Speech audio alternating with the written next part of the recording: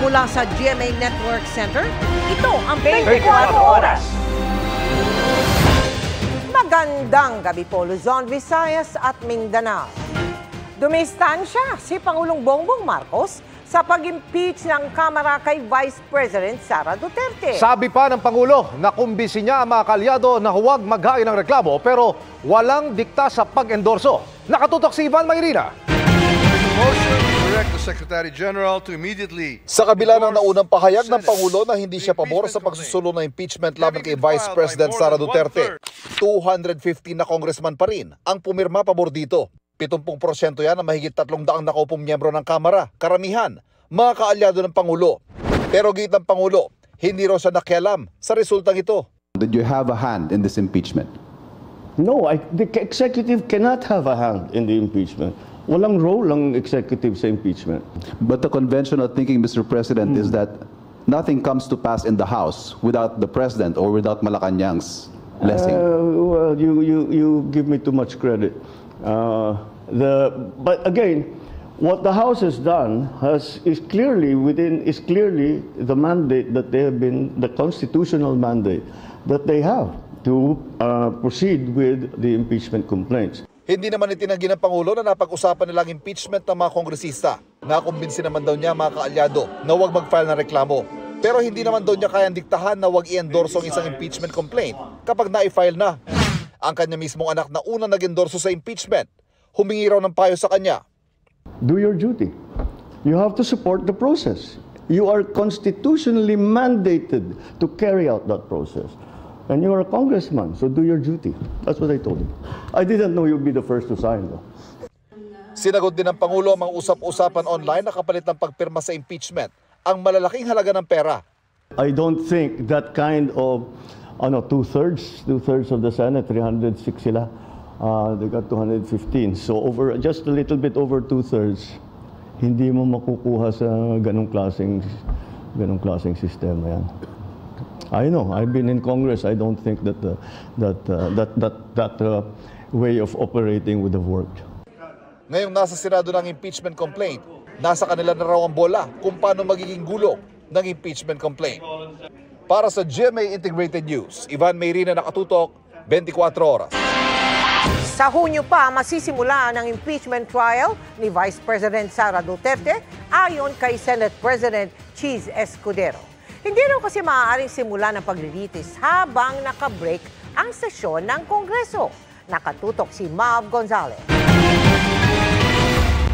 Hindi namin ito mamadaliin. Naninindigan si Senate President Cheese Escudero na habang nakabreak ang sesyon ng Kongreso, hindi nila maaaring simulan ang impeachment trial ni Vice President Sara Duterte. Sabi ni Escudero, kailangang makonvene muna ang impeachment court at maaari lang itong magawa kapag nakasesyon sila. Kung may mangyayari mang aksyon o kaganapan kaugnay nito, yan ay mangyayari sa June 2, pag-resume ng Senado matapos ang eleksyon. Ang mga unang impeachment complaint laban sa bise na i-file sa Kamara noong Disyembre.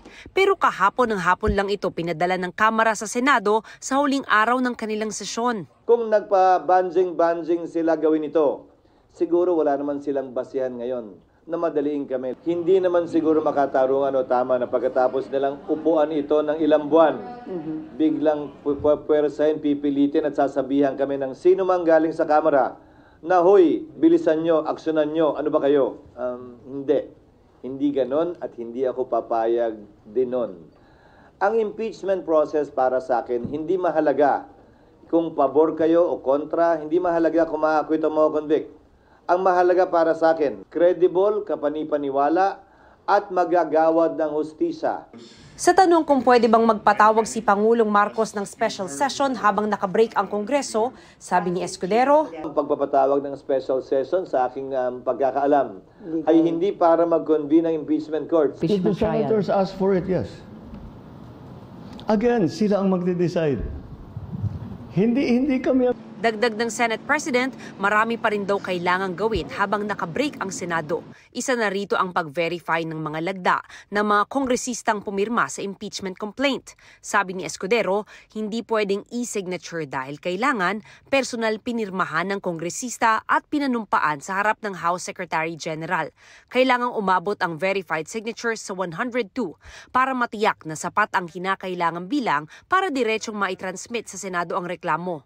Sabi ni Escudero, kung pagbabatayan ang natitirang araw sa 19th Congress, tsak na aabot sa 20th Congress ang impeachment trial at sila na ang magdedesisyon kung mako-convict ba o hindi si VP Sara.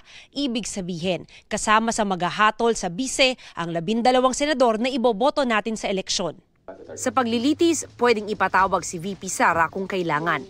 Pwede nga rin daw ipagtanggol ni VP Sara ang sarili dahil abogado naman siya. Pero pwede raw siyang mag-waive ng appearance. Karapatan po niya yun. That is part of the rights of an accused under the Bill of Rights to confront his or to confront the witnesses against her. Karapatan po niyan, mag-attend araw-araw, kada hearing, magsalita bilang abogado. Dahil pwede siyang tumayong abogado para sa sarili niya o tumayo pa nga bilang testigo. Pero hindi siya pwedeng piliting tumestigo sa kaso because it will violate, on the other hand, the right against self-incrimination. Kumbaga, hindi siya pwedeng patawag ng prosecution at pwersahang paupuin doon para tanungin kung ayaw niya.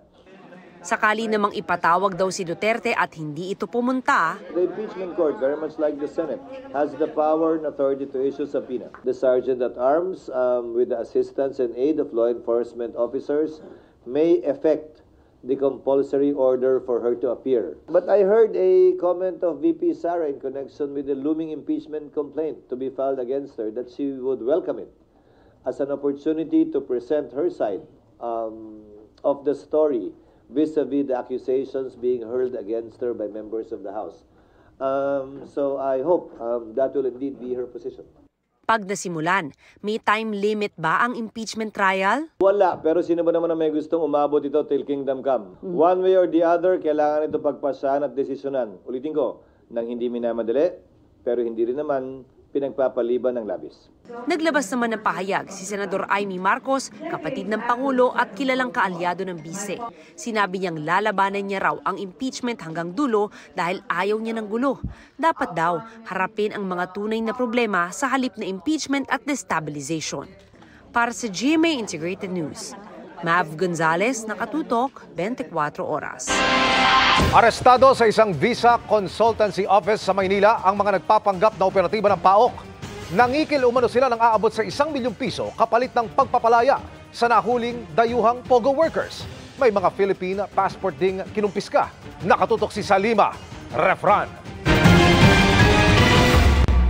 Ano to? Ano to? Hindi ko po yan. Hindi ko po. Ano to? Hindi. Ano to? Hindi ko po siya ina-accept, sir. Anong hindi? Wala po ako ina-accept. Wala kami. Nang tanggapin ng mga target ang marked money, pinasok ng mga operatiba ng PAOK, PNP, CIDG at AFP ang travel at visa consultancy office na ito sa Intramuros, Maynila kagabi. Nagpapakilala raw sila bilang mga taga-PAOK, Bureau of Immigration at NBI at nangangakong mapapalaya ang mga naarestong foreign POGO worker kapalit ng milyong pisong halaga. Kaya rin daw nilang magtanggal ng pangalan sa mga deportation list at maging sa blacklist ng BI. Ang Pinay na si Era, di niya tunay na pangalan, kumagat sa alok na 1.1 million pesos kapalit ang umano'y pagpapalaya sa kanyang fiancé na Chinese. Isinangla pa nga raw ng mga magulang ng kanyang fiancé ang kanilang bahay sa China para lang makapagbayad. Pero kinapos siya at dahil sa stress, nakunan. Magkano po yung nabigay niyo ng total? 900 po. 900,000. Oo. Tapos, anong nangyari? Nag-aalala din po ako sa parents ng fiancé ko po kasi isang buwan lang po yung binigay sa kanila na palugit doon sa sinanla nilang bahay. 1.1 million pesos rin ang hininging bayad ng mga suspect kay Nice para mapalaya at di ma-deport ang asawang naaresto sa raid sa Parañaque. Pero ang problema, hindi ang PAOK, kundi BI ang nakaaresto sa kanya. Hintayin daw kasi si PAOK naman daw ang nag-ano sa asawa ko, hawak daw ng PAOK, kaya wala daw ko pag-alala. Siyempre naniwala na din ako. Blacklisted at banned na ang babaeng suspect sa Bureau of Immigration dahil sa mga illegal na transaksyon. Napansin din po namin na medyo naglipa na sa social media yung mga offers ng iba't ibang agency. Visa consultancy firm raw ang opisinang ito, pero nag-o-offer daw sila ng extra service. Yan ay pagsasaayos ng iba't ibang mga dokumento para sa mga banyaga. Nakita dito ang iba't ibang mga dokumento, mga passports at mga alien certificates of registration. Ang lahat ng ito iproproseso ng mga otoridad para sa kasong inihahanda sa mga nahuling suspect. May mga nakuha ring birth certificates at marriage certificates mula sa PSA, PNP at NBI clearance, pati LTO driver's license. Pero mas nakababahala raw ang nakuhang Philippine passport na dayuhan ang muka pero Pinoy na ang pangalan. There were names na pumirma, iba-ibang agencies. So kailangan ang investigasyon na gagawin dito is from the agencies concerned, like ito PSA, LTO, we have DOLE, and the immigration. Definitely, they can go inside and out dun sa mga offices na yun. They can move around. Dahil nga may mga ID sila, talagang empleyado sila ng agency na yan. Nahaharap ang dalawang arestado sa patong-patong na reklamong robbery, extortion, usurpation of person in authority, estafa at grave coercion. Tumanggi silang magbigay ng pahayag. Para sa GMA Integrated News, Salima Nafran, nakatutok, 24 oras. Itinutulak ng Bangko Sentral na gawing libre ang transfer fee o singil sa pagpapadala ng pera sa ibang account o e-wallet para iwas hacking o scamming. Pinag-aaralan din ang dagdag proteksyon higit sa OTP. Nakatutok si Darlene Kai. Halos hindi na nagdadala ng cash si Queenie kaya suki na siya ng online banking at e-wallets. Nakakatakot hold upin ka, mas secured yung online banking. For example, kakain kami, pupunta ka sa ibang bansa, magagamit mo rin yon. And payments, bills. Less chance ding mawala ng barya. Ang kaso, sa transfer fees naman siya napapagastos kung nagpapadala sa ibang account o e-wallet. Mababa na ang 100 piso sa isang linggo. Malaking bagay yun, lalo na pag commuters ka. Pamasahin mo lang yun pwede na diba? Balikan. Kaya, approve sa kanya ang mungkahi ng Bangko Sentral na zero transfer fee sa interbank transactions. Yan ay nasa 8 pesos hanggang 75 pesos kung InstaPay o 8 pesos hanggang 600 pesos naman kapag PesoNet. Pabor na pabor yan. Ang transfer fee ngayon, 10 pesos pag parehas ang bank. Sa ibang mga bangko, depende sa mga bangko, 25 pesos. Pati mga negosyong gumagamit ng online banking tulad ng kainang ito, makakatipid. Praktikalan na rin po kasi. Yung fee po namin dun sa transfer is madadagdagan po namin sa sahod ng ng mga employees namin. 2024 pa yan isinusulong ng Bangko Sentral base sa isang draft circular. Pero para lang ito sa personal na transaksyon o mga electronic fund transfers na hindi lagpas ng 10 beses sa isang linggo. O sa mga micro-merchants o maliliit na negosyong hindi lagpas sa 250,000 pesos ang benta sa isang buwan. Yung draft circular, so yun yung unang salvo to get the sense of both demand side and supply side. On the supply side, may mga sumuporta, pero may mga express that it will affect their business, and also another large number said provide us a soft landing. Sa ngayon, humihiling ang ilang bangko ng palugit na kailangang ikonsulta muna sa Monetary Board. Hirap lang magbigay ng timeline. If ever within the year, it's a policy, and then maybe we'll provide for a reasonable transitory provision. Like what? 2 years daw, so that they could, adapt. Pinag-aaralan din ng BSP ang paghahanap ng mas ligtas na paraan ng pagsisiguro na legit ang mga transaksyon. Bukod yan sa nakasanayan ng OTP o one-time passwords o yung mga numerong ipapadala sa inyo para kumpirmahin ang transaksyon. Pero sa ngayon, sanay na sa OTP si Roniel sa paggamit ito sa kanilang trabaho na mas marami raw ang gumagamit ng isang account. Mahirap anya kung isa lang ang makaka-access tulad ng sa fingerprint o facial recognition. Like nasabi po na marami kaming humahawak, yung pagpasa po sa amin, mas mahirap nga po yun. Yung transfer po sa amin nung unlike mo ng OTP na kung mismong galing dun sa boss namin, masasend nila sa amin yung OTP, mas madali po talaga. Sabi ng Bangko Sentral, depende yan sa bangko at sistema nito. Sa iba, pwede ang OTP. Pero baka dapat anya mas high-tech sa iba tulad sa digital banks. Para sa GMA Integrated News, Darlene Kai, nakatutok 24 oras. Umani ng samut-saring reaksyon ng English-only policy ng isang universidad sa Laguna. Inalis na ang post sa kanilang social media page pero nanindigan ang pamunuan ng paaralan na tuloy ang programa. Nakatutok si Salima Refran. English-only policy? Halos mauwi sa nosebleed na debate online ang post na ito ng University of Cabuyao sa Laguna. Para raw kasi maging globally competitive at world-class ang kanilang mga estudyante, isa ng English-speaking campus ang pamantasan simula ngayong Pebrero. Kaya lahat ng transaksyon o engagement ng mag-aaral, empleyado at iba pang tauhan ng paaralan, dapat English for strict compliance. Sa ngayon, wala na ang post sa kanilang social media page. Kabilang sa mga batikos sa post ang reaksyon ng Gabriela Youth na nagsabing, English only? No way! Nakababahala raw ito dahil isa itong indikasyon kung gaano kalala ang pagyakap sa utos umano ng dayuhan. Imbes umano para maging robot na mahusay mag-Ingles, dapat daw turuan ang mga kabataan na maging kritikal mag-isip. Hindi dayuhang wika, kundi sapat na pondo raw ang solusyon. Ayon naman kay Commissioner on Higher Education o CHED Chairman Prospero de Vera III, nakakausap na niya ang presidente ng pamantasan ng Cabuyao para maunawaan ang naging basihan at intensyon nito sa polisiya. Anya, pinayuhan niya itong ipaliwanag at linawin ang issue. Sa kabila naman ng batikos online, tuloy raw ang pagpapatupad dito ng paaralan. Paglilinaw ng kanilang presidente. Actually, yung aking inilaunch ay talagang hindi naman ko tinatawag na English-only policy. Ang nilaunch kong program is for the pamantasan ng Cabuyao to be an English-speaking campus. No?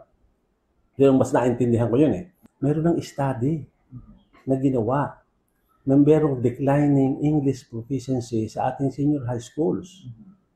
At alam naman natin kung anong ibig sabihin ng declining English proficiency. Naipaliwanag na rin daw niya ito sa CHED. Let's raise the level of English proficiency and see how will it affect the employment and the life of our young people. By being proficient in English, that they will be able to share their great ideas to the world. Ano naman kaya ang opinyon ng mismo mga estudyante?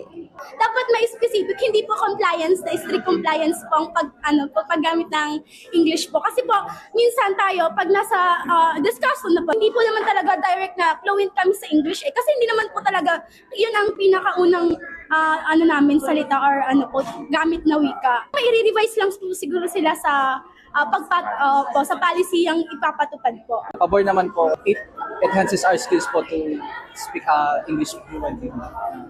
Para rin po sa ma-develop yung natin professionally po. Ayon sa pamunuan ng paaralan, programa ito ng 5 taon at maaaring nilang ipatigil kung magkaroon ng hindi magandang resulta. Para sa GMA Integrated News, Salima Refran, nakatutok, 24 oras. Chika Minute na po mga kapuso ang maghahatid ng latest sa showbiz happenings ngayong gabi. Walang iba kundi si Binibining Marikit star, Ashley Rivera. Ashley? Thank you, Ms. Mel. And good evening mga kapuso. Grateful si Asia's Limitless star Julie Ann San Jose sa back-to-back concerts kung saan nakasama niya on stage ang rock band na Aegis at naka-reunion ang ilang kapwa performer. This year, may kakaibang aabangan din ang fans sa kanya. Makichika kay Nelson Canlas.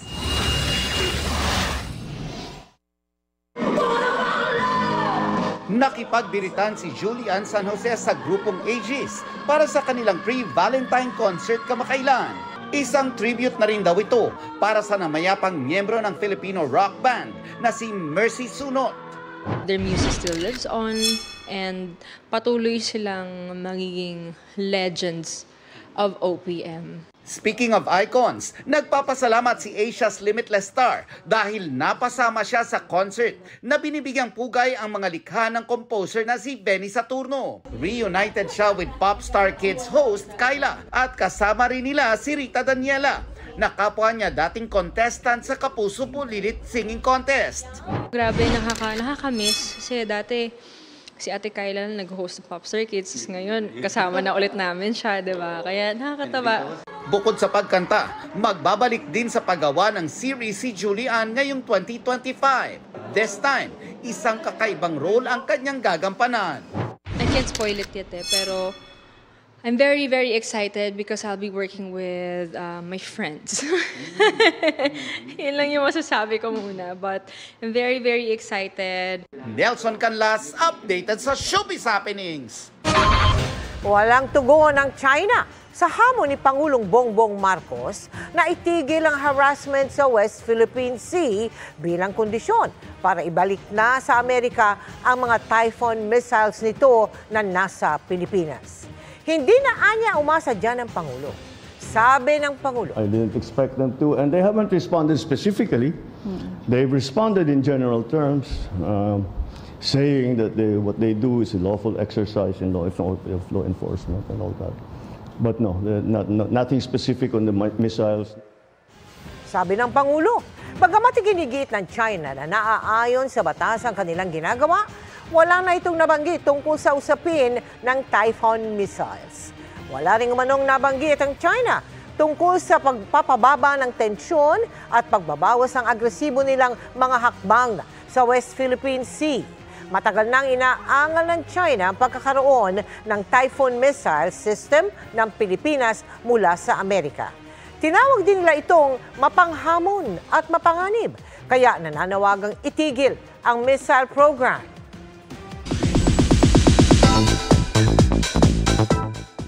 Matapos ang success sa pelikula, tuloy-tuloy na ang TV comeback ni Asia's multimedia star Alden Richards. Una ang bigating production number sa All Out Sundays at isa pang show kung saan siya ang host. Nakatutok si Nelson Canlas. Happy 31st birthday! Let's go! In time for the upcoming Valentine's Day, ang kilig na hatid ni Alden Richards sa fans na namimiss na siyang mapanood mag-perform.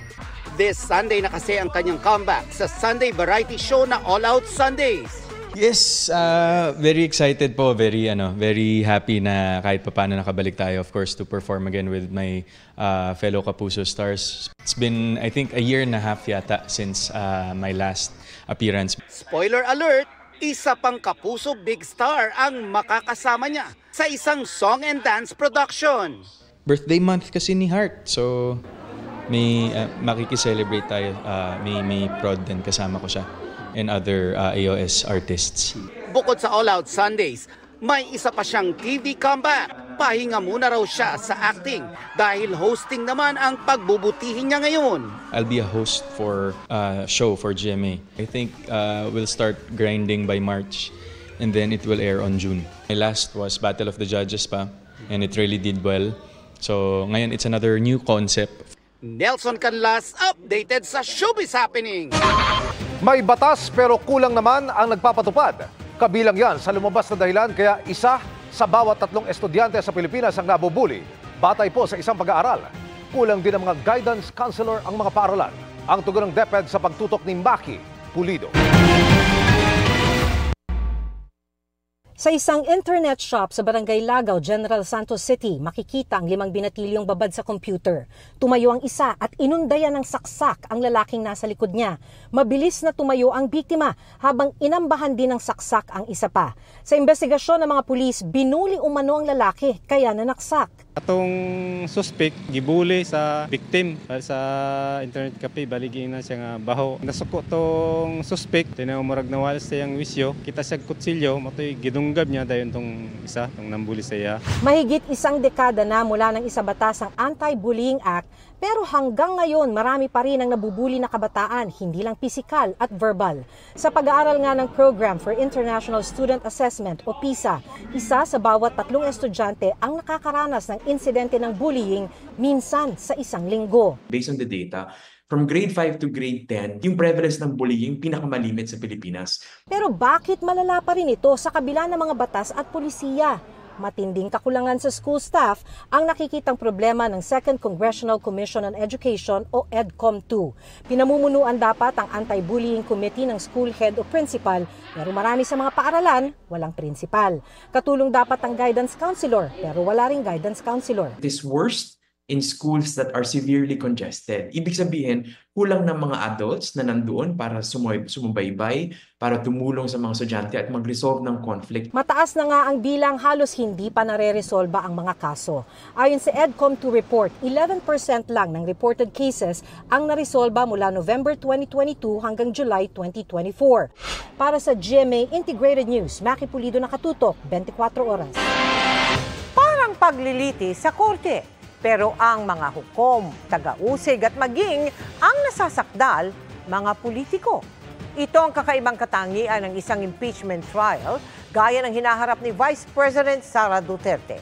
Ang kakaibang proseso ng paglilitis, iuulat ni Joseph Moro. Paglilitis na parang sa korte ang isang impeachment trial, pero ang mga tagapag-usig mga congressman at sa halip na huwes o judge ang hahatol, mga senador na uupo bilang Senate Impeachment Court. Sila ang magdedesisyon kung guilty o hindi ang isang na-impeach na opisyal ng gobyerno.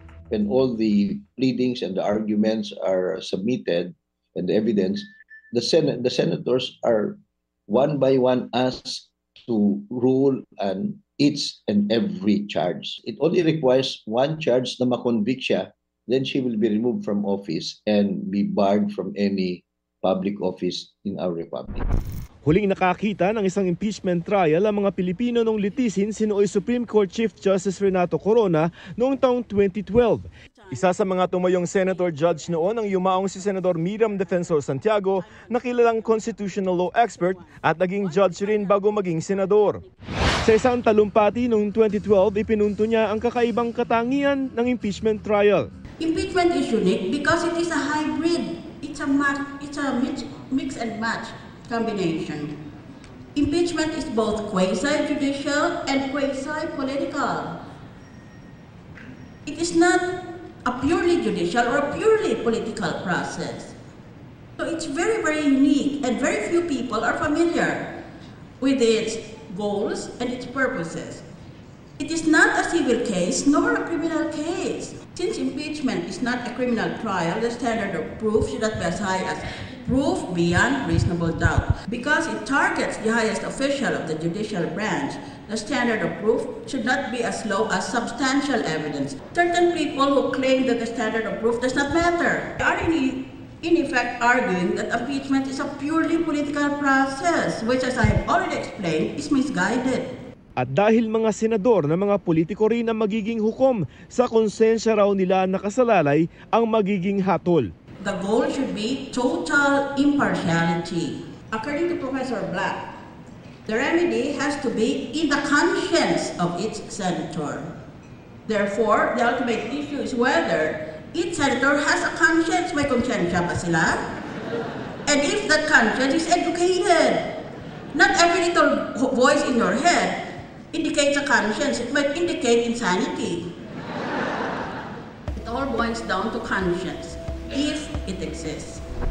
Ang maximum na parusa para sa mai-impeach ay pagkatanggal sa pwesto at panghabang buhay na disqualification na tumakbo sa tungkulin sa gobyerno. Pero sabi ni retired Supreme Court Associate Justice Adolfo Ascuna na isa sa mga sumulat ng 1987 Constitution, pwedeng mas mababa rito ang sentensya. There are instances where they also decide to impose, in case of conviction, just a censure. Yes, manatili pa rin sa pwesto, notwithstanding the censure or reprimand, because it is short of removal. So may leeway ang Senate in case of conviction. Dagdag naman ni dating Integrated Bar of the Philippines o IBP President Domingo Cayosa, pwede pa ring sampahan ng mga kasong kriminal ang na-impeach na opisyal pagkatapos ng paglilitis. If a high government official is impeached and removed from office, it does not preclude the filing of criminal charges against that public official after the impeachment. Sabi ni Santiago, ang hatol ng impeachment court hindi pwedeng reviewin kahit ng Korte Suprema. Courts have no jurisdiction over the impeachment process. Congress has final responsibility for impeachment because it has the responsibility to preserve the forms and precepts of our Constitution. It is not sensible to allow the Supreme Court to review the final decision of the Senate as an impeachment case.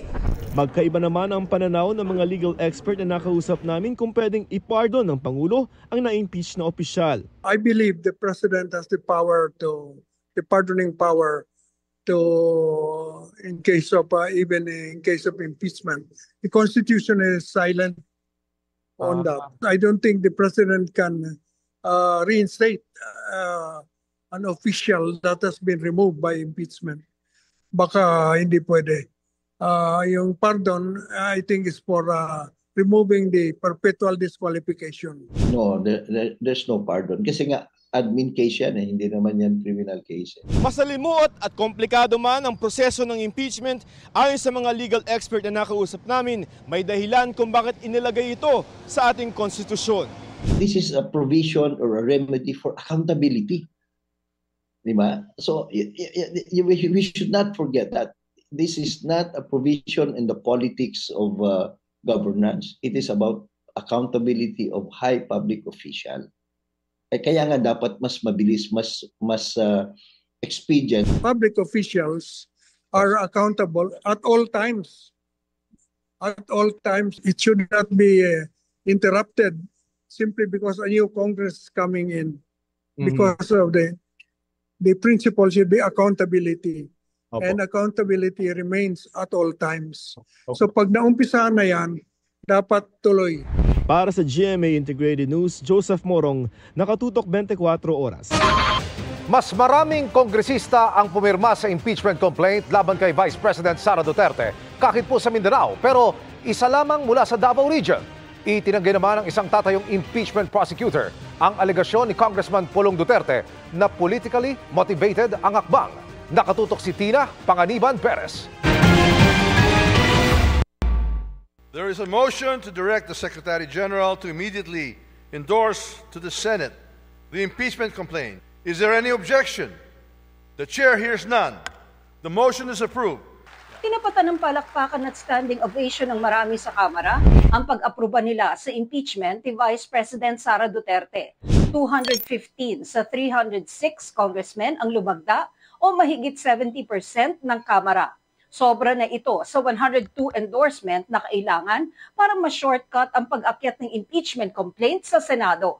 At base sa kwento ng GMA Integrated News Research, mas maraming kongresista ang pumirma kesa sa hindi mapa Metro Manila, Luzon, Visayas at Mindanao. Gayun din sa mga party list. Sa Visayas, pinakamalaki ang porsyento ng lumagda. Pero sa mismong Davao Region, kung saan galing ang bise, isa lang sa 11 kinatawan ang sumuporta sa kanyang impeachment.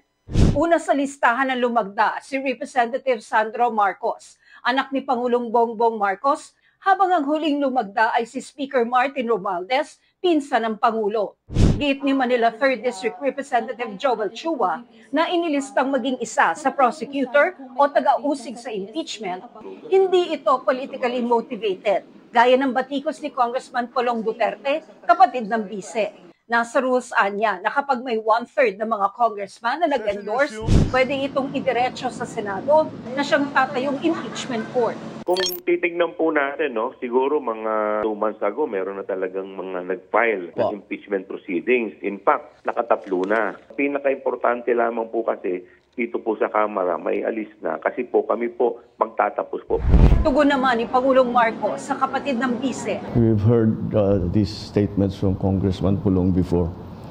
I just see his reaction to that, but he's by Pulong Duterte about Sara Duterte, so not exactly surprising. Naka-break ngayon ng Kongreso para sa kampanya sa eleksyon 2025. Pero patuloy ang paghahanda ng 11 kongresistang tatayong impeachment prosecutors. Kasama rito ang pagbuo ng Kamara ng Impeachment Secretariat na tutulong sa impeachment prosecutors at ang pagsasagawa ng information campaign para malinaw na mailatag sa publiko ang mga akusasyon laban kay Vice President Sara Duterte. Yan ay kahit sa Hunyo na sisimula ng impeachment trial ayon sa Senado. The Senate is a continuing body.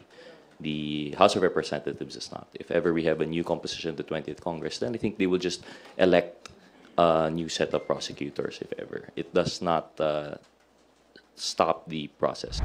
Para sa GMA Integrated News, Tina Panganiban Perez, nakatutok 24 oras. Mga kapuso, matitinding ulan na naman ang mararanasan sa ilang bahagi ng bansa dahil nagbabalik ngayon ang epekto ng shear line.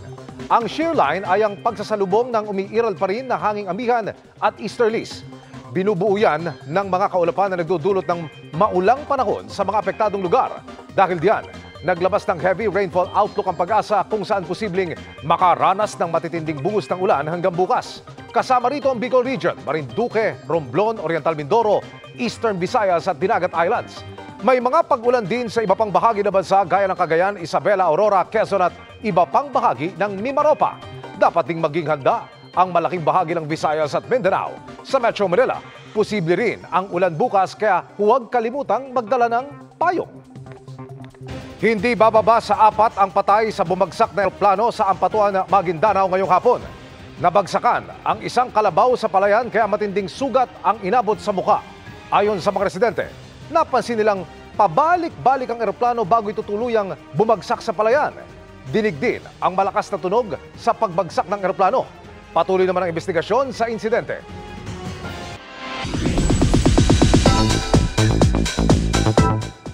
Napareminisce sa sweet moments nila ng namayapa niyang lola si My Ilonggo Girl star Jillian Ward.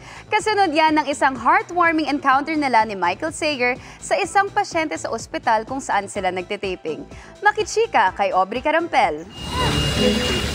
Pakita mo nga lang yung dimple mo ka. Ang fun at kilig story ng My Ilonggo Girl, patok na patok sa Kapuso viewers and netizens.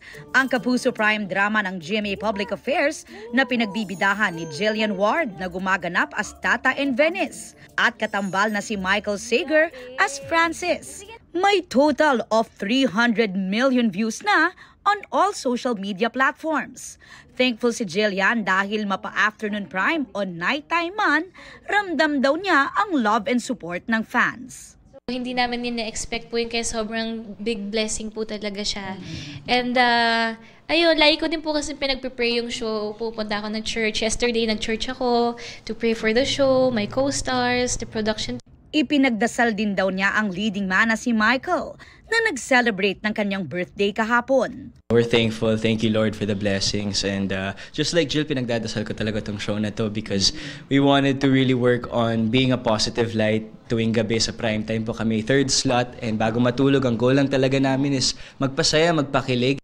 Kamakailan, isang lolang may sakit na cervical cancer ang napasaya ni Jillian habang nagtitaping ng kanilang serye sa isang ospital.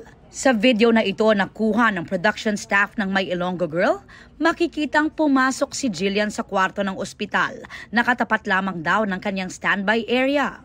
Alala ko sa inyo yung lola ko po, tapos yung pangalan ng kapatid. Kasi sila nung na-hospital yung lola ko, sila mag-asama. Saludo ako sa inyo. Agad nagpaabot si Jillian ng tulong pinansyal. Binigyan din niya si Lola ng prutas at ipinagbalat pa ng oranges. Ay, taba. Maganda na ako. Grabe talaga ng Diyos sa akin. Last memory ko kasi sa lola ko bago siya dalhin sa hospital. Kasi nung na-confine na siya, hindi ko na siya nakita. Even when she passed away, hindi pwedeng sumilip sa casket niya kasi COVID patient. So, last memory ko sa lola ko, pinagbabalat ko siya ng oranges. So, wala lang. Parang hindi ko na yung magawa for her. So, sa ibang tao ko na lang nagagawa. Marami ka pong matulungan. Marami ka pong pelikula. Pagaling ka po ha. Nalulungkot lang ako na nawala siya kung kailan ko pa siya kayang spoil ng sobra. So, parang sa ibang mga lola ko na lang siya nagagawa. Si Michael bumisita rin kay Lola Nympha. Happy Valentine's po. Happy New Year. Kayo po'y lalaban po. Kunento ko pa sa parents ko, sa family ko na grabe, Jill is such a blessing, not just to the cast but to other people rin, to have that heart to help people like yung mga lolas. Natouch ako na very emotional yung ginawa niya kasi it was so unexpected. And kumbaga, it really says a lot about her. And she's so beautiful inside and out. Bago magpaalam, yumakap at nagmano rin kay Lola sina Jillian at Michael. Nanay, kailangan ko na bumalik ka. Sige, salamat sa Diyos. Salamat po. Aubrey Carampel, updated sa showbiz happening. And that's my chika this Thursday night. Sa ngalan ni Iya Arellano, ako po si Ashley Rivera, aka Petra Mahalimuyak. Miss Mel, Sir Emil. Salamat sa iyo, Petra. Stay, Ashley. Thanks, Ashley. At yan ang mga balita ngayong Huwebes. Ako po si Mel Tiangco. Ako naman si Emil Sumangil. Para sa mas malaking misyon at para sa mas malawak na paglilingkod sa bayan. Mula sa GMA Integrated News, ang News Authority ng Pilipino. Nakatuto kami 24 oras.